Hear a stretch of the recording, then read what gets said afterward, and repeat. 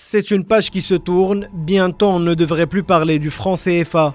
Emmanuel Macron et son homologue ivoirien Alassane Ouattara ont annoncé ce samedi à Abidjan une réforme historique de cette monnaie.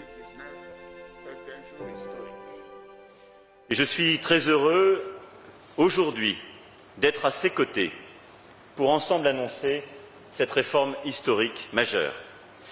Cette réforme vise à franchir ensemble une nouvelle étape. Vous en avez rappelé les piliers à l'instant, cher Alassane. À l'horizon 2020, le franc CFA changera de nom pour s'appeler ECO. À part ce changement de dénomination, rien de véritablement révolutionnaire à part le fait que la BCEAO, la Banque centrale des États de l'Afrique de l'Ouest, deviendrait d'après les termes de la réforme une banque libre. Elle pourra ainsi placer ses avoirs dans les actifs de son choix. Mais pour certains économistes africains, avec le maintien de la parité fixe avec l'euro, rien ne change vraiment. Cette monnaie, pour aller très vite, nous sommes en régime de change fixe. Ça veut dire que chaque jour que Dieu fait, quels que soient les soubresauts que l'économie traverse, le taux de change est fixe. 1 euro égale à 657,957 SOF. Or, ce premier principe, il nous crée problème. Pourquoi? Parce qu'aujourd'hui, nous ne profitons pas effectivement de la flexibilité effectivement de l'économie mondiale.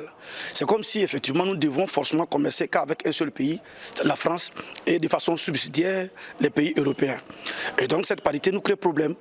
Tous les économistes sérieux ont mené des études et ont démontré que le taux de change que nous devons avoir pour nous les pays de la zone CFA, c'est un taux de change flexible. 2 points de la réforme semblent dessiner les contours de la nouvelle monnaie.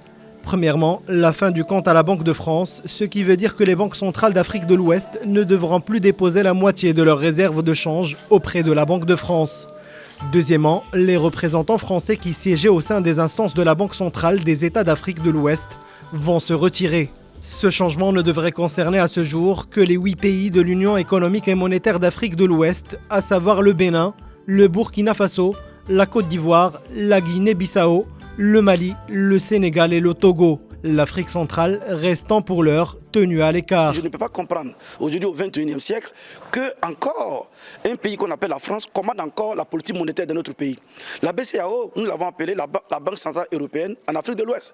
Parce que fondamentalement, ce n'est pas une banque centrale libre. Puisque nous ne pouvons pas fixer librement les taux directeurs, nous ne pouvons pas financer librement notre économie sans l'aval de la France. Lors du sommet de l'Union africaine en juillet dernier, les dirigeants africains ont lancé une zone de libre-échange continentale pour créer un bloc économique unique. Ils ont également évoqué la création de l'ECO, la monnaie africaine qui unirait 15 pays d'Afrique de l'Ouest. 2 ans auparavant, Emmanuel Macron avait rendu visite à des étudiants à Ouagadougou, la capitale du Burkina Faso, et avait signifié que la décision appartenait aux Africains. La France, elle n'en est pas le maître, elle en est le garant. Qu'est-ce que ça veut dire? Ça veut dire que d'abord, c'est un choix des États membres de la zone CFA. Personne n'oblige quelque État que ce soit à en être membre. Le président Kaboré décide demain, je ne suis plus dans la zone franc, il n'y est plus. Cette annonce n'avait pas à l'époque calmé les protestations qui se multipliaient contre le CFA, considéré par la majorité comme une monnaie de l'ère coloniale, en particulier chez les jeunes ouest-africains. Nous sommes sortis nombreux ce matin pour signifier à Macron et à la France que le Burkina qu'ils ont connu dans les années 60, dans les années 80, n'est plus le même Burkina en 2014 et en 2017.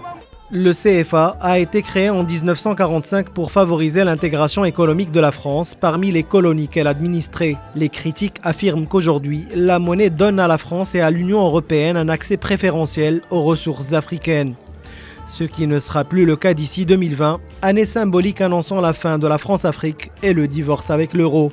L'abréviation CFA correspondait d'ailleurs en 1945 à Colonie française d'Afrique, puis en 1958 à Communauté française d'Afrique. En mon sens, en fait, il faudrait qu'on puisse prendre une indépendance financière totale, quitter carrément l'euro pour pouvoir nous-mêmes nous en sortir en fait avec notre nouvelle monnaie.